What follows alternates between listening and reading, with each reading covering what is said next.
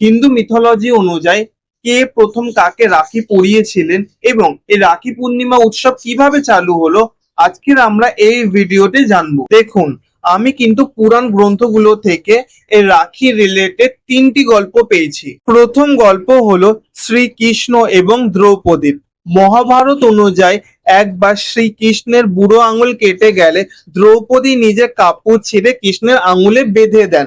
তখন শ্রীকৃষ্ণ দ্রৌপদীকে নিজের বোন বলেন এবং দ্রৌপদীকে কথা দেন যে আজীবন দ্রৌপদীর বিপদের সময় তার পাশে থাকবেন।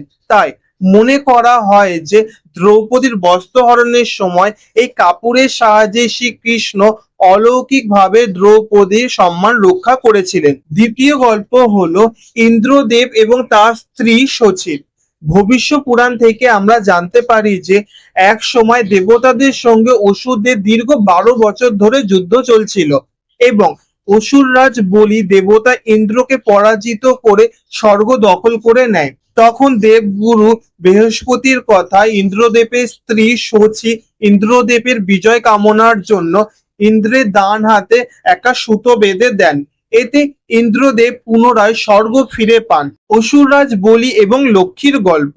বিষ্ণু পুরাণ থেকে জানা যায় বলির ভক্তিতে সন্তুষ্ট হয়ে বিষ্ণু বলিকে পাতাল রাজ্যের রাজা করেন এবং নিজেই বলির দ্বাররক্ষক হিসাবে থাকতে রাজি হন। বিষ্ণু বৈকুণ্ঠে ফিরে না আসায় লক্ষ্মী সাধারণ নারীর ছদ্মবেশে পাতাল লোকে যান। শ্রাবণ পূর্ণিমার দিনে দেবী লক্ষ্মী অসুররাজ বলির হাতে রাখি বেঁধে তাকে ভাই হিসাবে গ্রহণ করেন এবং তার বিনিময়ে তিনি বিষ্ণুকে মুক্ত করতে বলেন। দেখুন, পুরাণ গ্রন্থগুলো থেকে আমরা রাখি উৎসব শুরু হবার এক্সাক্ট গল্প পাই না।